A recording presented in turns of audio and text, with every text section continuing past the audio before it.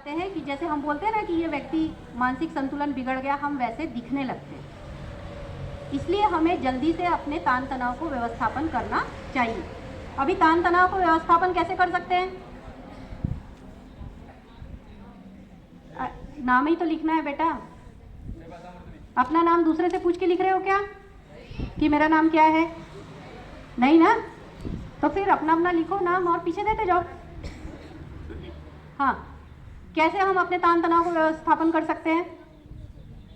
तान तनाव को व्यवस्थापन करने के लिए ये ज़रूरी है कि उसको समझो पहले कि मुझे तनाव क्यों आ रहा है। देखो, ये जो चीज़ मैं आपको बता रही हूँ ये आज नहीं, आपको हमेशा काम आने वाली है। लाइफ के अलग अलग स्टेजेस में, आज आप स्कूल में हैं, कल कॉलेज, जूनियर कॉलेज में जाएंगे, सीनियर कॉलेज में जाएंगे, फिर जॉब में जाएंगे, कभी कहीं हॉस्टल में रहना पड़ेगा, कहीं किसी के घर रहना पड़ता है।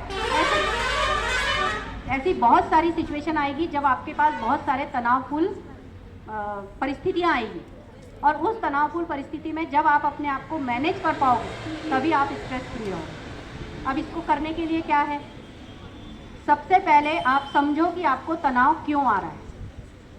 अभी जैसे एक एग्जांपल देती हूँ, मैं एक ऑफिस में काम करती हूँ, ठीक है। अब उस ऑफिस में काम करने पे मुझे मेरा बॉस बहुत डांटता है या मुझे बार बार किसी भी चीज़ के लिए टोकता है, ठीक है। अब उसके कारण मैं बहुत तनाव में हूँ। अब मेरा तनाव का कारण क्या है? बॉस है? बॉस है क्या? गलत। मेरे को बॉस क्यों डांटता होगा? क्योंकि मैं काम नहीं कर रही हूँ, या मैं जो चीज़ वो मुझे बोल रहा है वो मैं सही समय पे नहीं कर रही हूँ, इसलिए वो मुझे चिल्ला रहा है। अगर मैं अपने काम में परफेक्ट रहूँ, या मैं अपना काम बराबर टाइम पे दे दूँ, या जो उसने मुझे असाइनमेंट दिया है या जो वर्क मुझे दिया है, या मैं अपने ऑफिस लेट पहुँचती हूँ, या मैं अपने जो भी चीज़ें जो मुझे करना चाहिए उस ऑफिस के लिए वो मैं नहीं करती, इसलिए वो मुझे चिल्लाता है। तो इसमें तनाव का कारण क्या है? मैं खुद, क्योंकि मैं सही काम नहीं कर रही हूँ, लेकिन मैं क्या बोल रही हूँ कि मेरा बॉस ही ऐसा है। मतलब मैं गलत सोच रही हूँ कि मेरा बॉस मेरे तनाव का कारण है। और अगर मैं ऐसा सोचती हूँ कि मेरा बॉस मेरे तनाव का कारण है, तो मैं क्या करूँगी? ज़िंदगी भर उसको बोलती रहूँगी कि मेरा बॉस ही ख़राब है, मेरा बॉस ख़राब है, वो मुझे परेशान करता है, या जो भी है। लेकिन क्या वो मेरे स्ट्रेस का कारण वो है? मेरे स्ट्रेस का कारण क्या है? मैं खुद। जब मैं अपने तनाव के सही कारण को पहचानूंगी तभी मैं उसके ऊपर काम कर सकूँगी।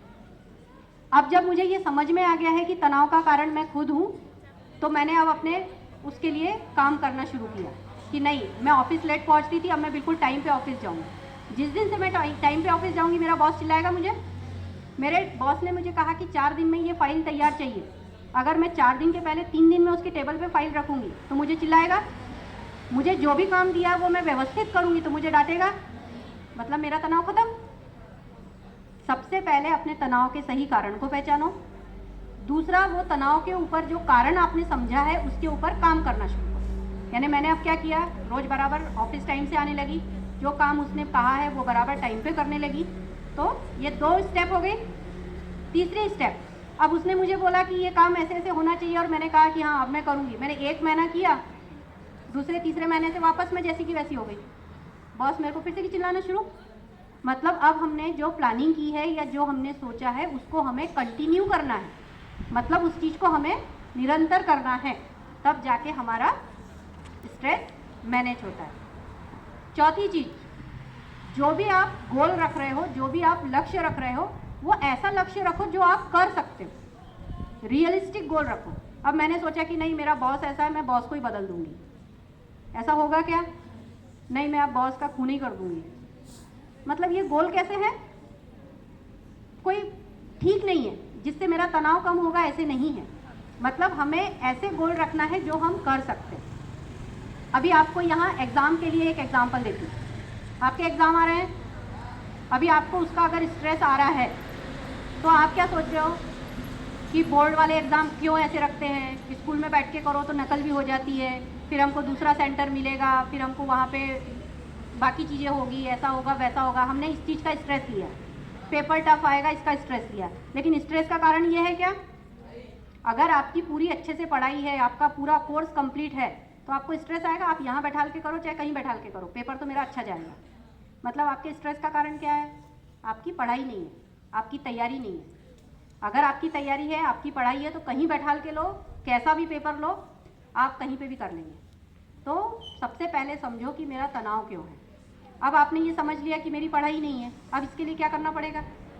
अब आपको पढ़ाई करना पड़ेगा। पढ़ाई तो आप कर ही रहे हैं साल भर से, लेकिन उसको प्रॉपर वे में करना पड़ेगा, प्लानिंग करना पड़ेगा। खत्म हो गया? और है बच्चे?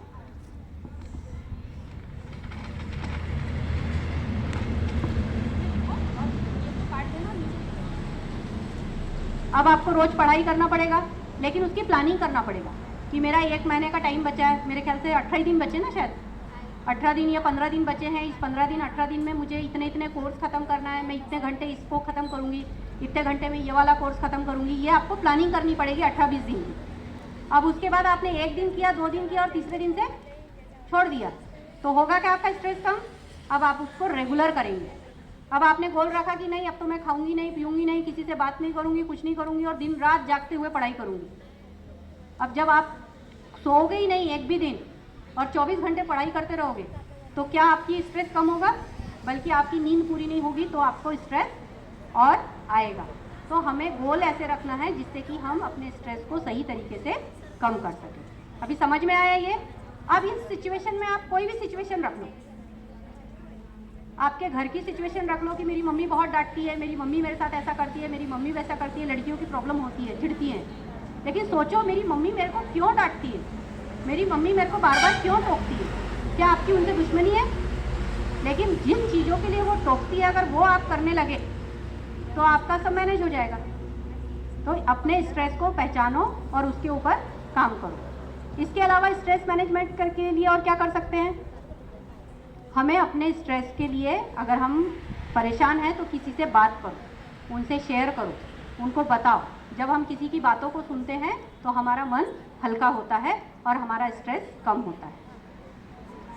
अभी मुझे बताओ कि एक लड़की है जो, जैसे आप ही हो, जैसे घर से आ रहे हो, ठीक है, और आपको सर ने कहा था कि आने के बाद एक टेस्ट लेने वाला हूँ, वो टेस्ट आपको देना है, और आप घर से भी जब आ रहे थे तो लेट हो गए थे, जल्दी जल्दी आप स्कूल के लिए निकले, पढ़ाई का भी टेंशन है कि आज टेस्ट है, और आप बहुत सारी सोच विचार में थे। उतने में आपकी मम्मी ने आपको एक हाथ काम दे दिया और आप अपने दूसरे विचार में थे। आपकी मम्मी से बात थोड़ी बोलचाल हो गई, आपकी मम्मी को गुस्सा आया और आपकी मम्मी ने एक आपको दे दी। स्कूल आने के बाद मूड कैसा होगा? खराब रहेगा ना? रोज के जैसा रहेगा क्या? नहीं। अब उस कंडीशन में आपकी एक हाथ फ्रेंड आई और वो आपको छेड़ने लगी, परेशान करने लगी या कुछ और करने लगी, तो आप क्या करोगे? उसके ऊपर गुस्सा करोगे? जो घर से लेके आए थे वो उसको दे दोगे? अब इतने, ए बॉयज,